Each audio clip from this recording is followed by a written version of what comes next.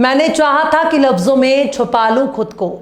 मैंने चाहा था कि लफ्ज़ों में छुपा लूँ खुद को।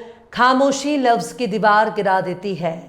सलाम, नमस्ते, सत श्री अकाल। मैं हूँ आपके साथ हर्षिता मिश्रा और आप देख रहे हैं टाइम्स मेल। इस वक्त फ़िलिस्तीन पूरी तरह से तबाह हो चुका है। उसकी मदद के लिए बड़े बड़े अरब देश दावा कर रहे हैं, पर उनके दावे और हकीकत में ज़मीन आसमान का फ़र्क नज़र आ रहा है। जो लोग फ़लस्तीन में पानी की एक बोतल नहीं पहुंचा सकते, उनसे मदद की उम्मीद लगाना ही बेईमानी है। जो मुल्क अपनी मालो दौलत के लिए अपना ज़मीर बेच सकते हैं, उनसे बड़ा कारोबारी कोई नहीं हो सकता।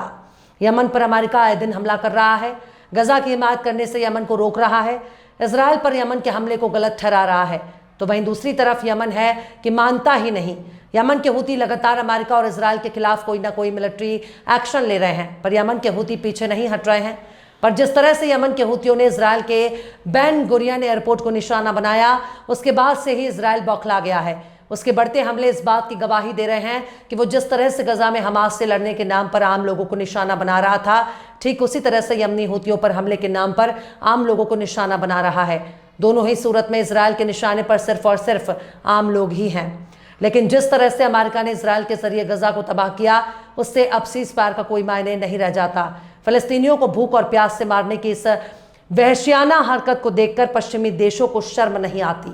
लेकिन पश्चिमी देश तो पराए हैं, पर अरब के देश क्यों नहीं फ़लस्तीन के साथ खड़े होते। सिवाय ज़बानी जमा खर्च से ज़्यादा इन लोगों ने कुछ नहीं किया। खिलाफत उस्मानिया के चश्मो चिराग रजब तैयब अर्दगान तो सबसे बड़े दगाबाज साबित हुए हैं। तुर्की ने फ़लस्तीन के नाम पर सिर्फ और सिर्फ घड़ियाली आंसू बहाए हैं। तुर्की ने एक ढेला भी इजराइल की तरफ नहीं उछाला। सिर्फ लंबी लंबी बातों के अलावा तुर्की ने कुछ नहीं किया। पर यमन ऐसा नहीं है। यमन के हूती जितना कहते हैं उतना करते हैं। अगर वो इजराइल के जहाज़ पर पाबंदी लगा रहे हैं तो इसका असर भी देखने को मिल रहा है, और इसी से अमेरिका बहुत नाराज़ है। वो यमन पर हमले कर रहा है। नेतन्याहू को बिल्कुल भी चैन की सांस नहीं लेने दे रहा। इजराइल इस हमले का बदला लेने के लिए यमन पर हमले कर रहा है, पर बेन गुरियन एयरपोर्ट पर हमले के बाद जिस तरह की दहशत देखने को मिली है, उसका बुरा असर अब इजराइल के एयरपोर्ट पर नजर आ रहा है। इजराइल में जहाज़ों की उड़ानें कम हो गई हैं, और तो और पैसेंजर की तादाद में गिरावट देखी जा रही है। आखिर कैसे यमन के हूती ने इजरायली एयरपोर्ट की हालत कर दी खराब। आखिर कैसे यमन के हूती ने नेतन्याहू की नींद को किया हराम। आखिर कैसे इजरायली एयरपोर्ट को हो रहा है जबरदस्त नुकसान। आखिर कैसे हूती के खौफ से 9-2-11 हो रहे हैं पैसेंजर। बताएंगे आपको और भी बहुत कुछ। लेकिन आप अगर हमारे चैनल पर नए हैं और पहली बार हमारी वीडियो को देख रहे हैं, तो आप हमारे चैनल टाइम्स मेल को सब्सक्राइब कर लें, वीडियो को लाइक कर दें और बेल आइकन का नोटिफिकेशन बटन भी प्रेस कर दें, ताकि बिना देरी हमारी हर खबर आपको मिलती रहे। लौटते हैं आप खबर की तरफ। अभी हाल ही में हमने आपको इजराइल के एयरपोर्ट पर यमन के हूतियों के हमले के बारे में बताया था। यमन के हूतियों ने इतवार के रोज़ ही बेन गुरियन एयरपोर्ट पर हमला किया था, जिसके बाद कई देर तक अफरा तफरी का माहौल छाया रहा। लेकिन नेतन्याहू ने इस हमले का बदला लेने की कसम खाई थी। इजराइल ने इसके बाद यमन पर हमला भी किया। इजराइल ने यमन के कई हिस्सों पर बमबारी की। राजधानी सना के उत्तरी हिस्से को निशाना बनाकर कई हवाई हमले किए। हवाई हमलों में सना इंटरनेशनल एयरपोर्ट को निशाना बनाया। इसके अलावा पावर स्टेशन, बंदरगाह और अमरान सीमेंट प्लांट जैसी इंडस्ट्रियल फैसिलिटीज़ पर हमला किया। वहीं इजरायली चैनल 12 ने अपनी रिपोर्ट में बताया है कि विदेशी एयरलाइनों के जरिए इजराइल की उड़ान रद्द करने के बाद बेन गुरियन एयरपोर्ट से गुजरने वाले पैसेंजर की तादाद में कमी आई है। यमनी आर्म्ड फोर्स के जरिए इजराइल पर बड़े पैमाने में हवाई नाकाबंदी लगाने के ऐलान के बाद बेन गुरियन एयरपोर्ट पर फ्लाइट्स ऑपरेशन में कमी देखी जा रही है। यमनी आर्म्ड फोर्स ने इतवार को कहा कि नाकाबंदी के तहत एयरपोर्ट को बार बार निशाना बनाया जाएगा।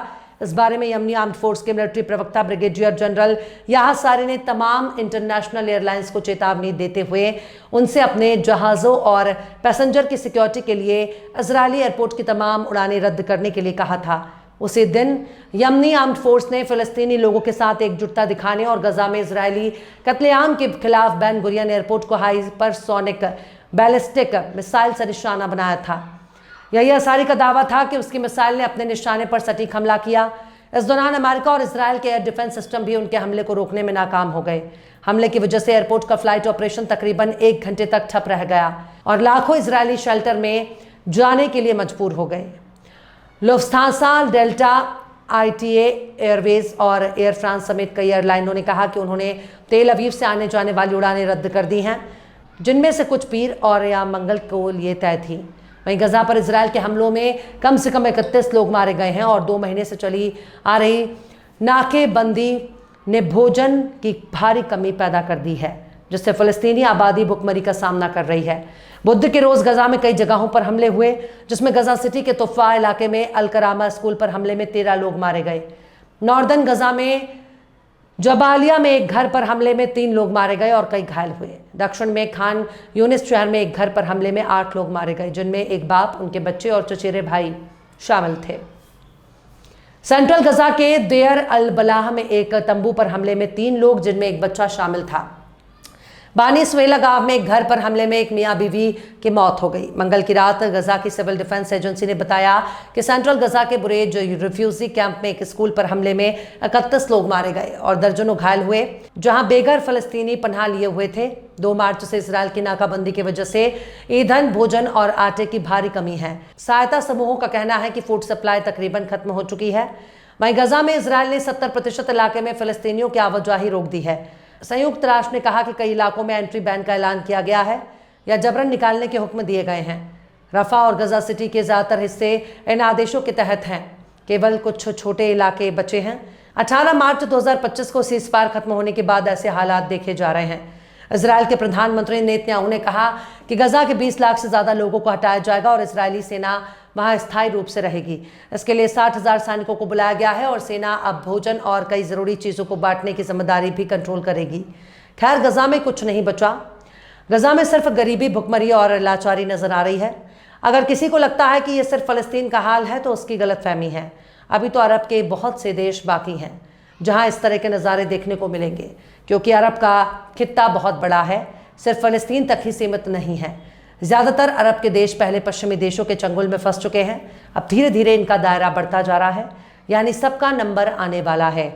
जिनका नंबर नहीं आया वो बस थोड़ा सा इंतज़ार करें। गजा तो बस एक शुरुआत है।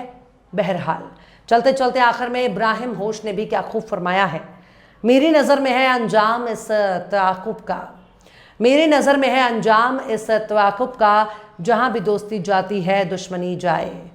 फिलहाल इस खबर में बस इतना ही। इस पूरी खबर को शम्स तबरेज़ ने लिखा है, जिन्हें आप ट्विटर पर भी फॉलो कर सकते हैं। ट्विटर हैंडल है @शम्स तबरेज़ काज़ी। ये वीडियो आपको कैसा लगा कमेंट बॉक्स में ज़रूर से बताइए। वीडियो पसंद आए तो लाइक करें, शेयर करें और बेबाक, निष्पक्ष, स्वतंत्र पत्रकारिता को सपोर्ट करने के लिए हमारे चैनल टाइम्स मेल को ज़रूर से सब्सक्राइब करें और हाँ, बेल आइकन की घंटी वाली बटन आप ज़रूर से दबा दें ताकि आपको हमारे आने वाले नए वीडियो की नोटिफिकेशन फ़ौरन ही मिल जाए। फिर मिलते हैं किसी और वीडियो में एक नई खबर के साथ। हर्षिता मिश्रा को दीजिए इजाज़त। जय हिंद। अगर अभी तक आपने हमारे चैनल टाइम्स मेल को सब्सक्राइब नहीं किया है तो जल्दी से सब्सक्राइब कर दें और बेल आइकन भी प्रेस कर दें।